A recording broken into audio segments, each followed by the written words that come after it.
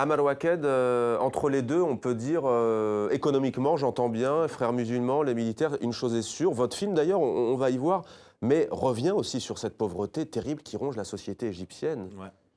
Ouais, c'est vrai, la violence aussi.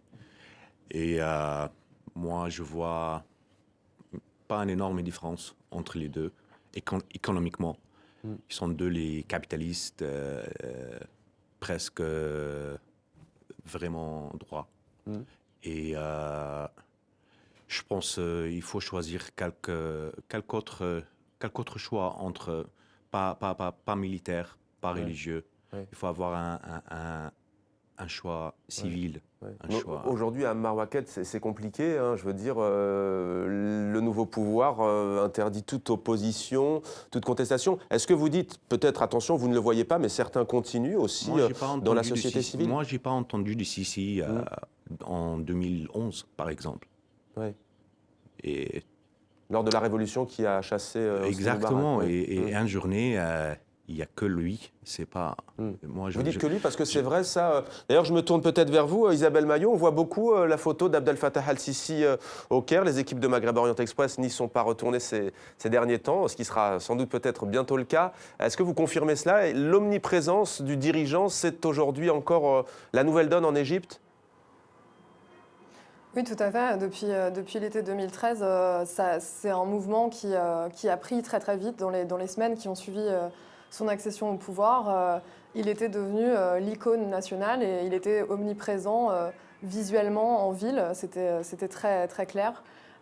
Et bien sûr, dans les discours, dans les journaux. Tout d'abord,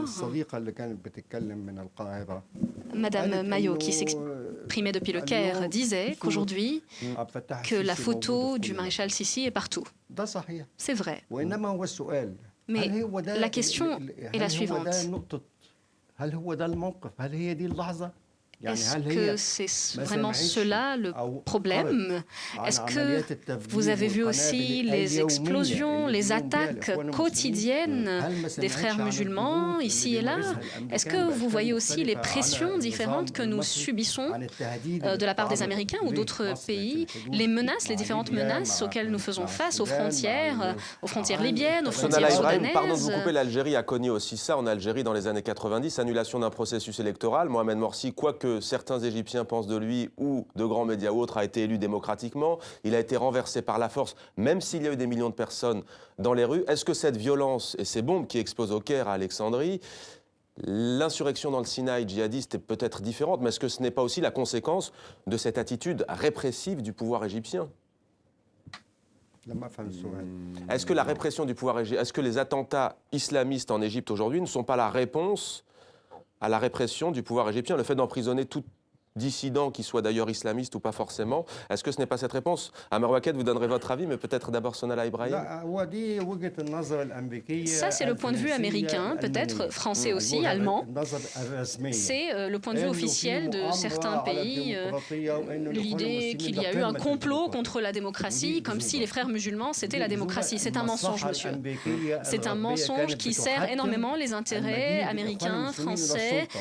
Ces pays-là avaient peut-être besoin que les frères musulmans arrivent au pouvoir. Ils sont, à mon avis, arrivés au pouvoir par une décision américano-franco-allemande. Sauf qu'aujourd'hui, la France vend 24 avions de guerre à l'Égypte. Donc aujourd'hui, le régime égyptien est plutôt l'ami des pays que vous citez, l'Allemagne, les États-Unis, la France. Je ne pense pas que ce soit quelque chose qui nous permette vraiment d'évaluer la situation, cette histoire d'avion. C'est plutôt une bonne coïncidence pour la France qui a enfin trouvé un acheteur, après 14 ans ou plus.